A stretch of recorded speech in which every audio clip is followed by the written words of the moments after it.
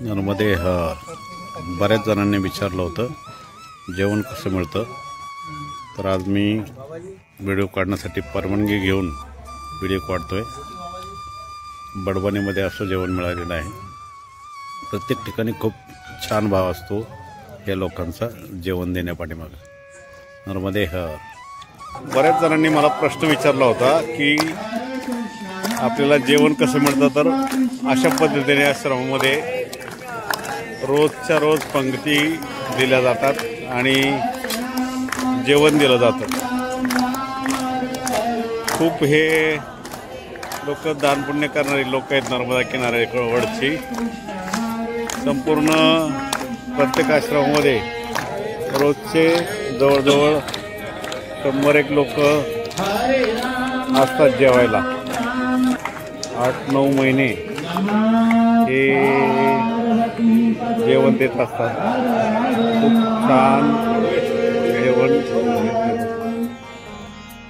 नर्मदे मला बऱ्याच जणांचे प्रश्न होते की आश्रमामध्ये नेमकी सोय कशी असते, तर आज मी थोडीशी परवानगी घेऊन व्हिडिओ करत आहे।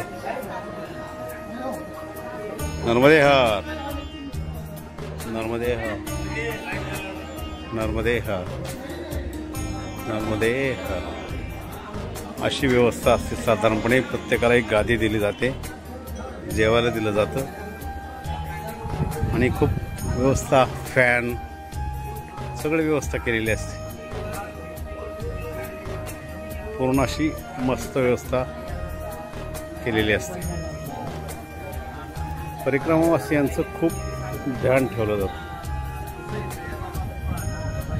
आता संध्याकाळी जेवतानाची पण मी तुम्हाला व्हिडिओ त्यांनी अलाव केले मला की जेवताना पण तुम्ही व्हिडिओ काढू शकता, तर मी तुम्हाला ती व्हिडिओ नक्कीच देईन।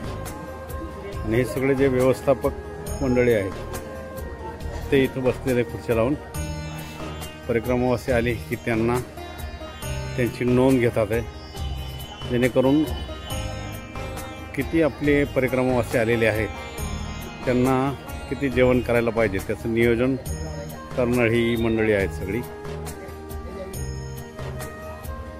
आणि मग त्या भोजनाची व्यवस्था तिथं त्यांचं किचन आहे, त्याच्यामध्ये ती व्यवस्था ते करतात।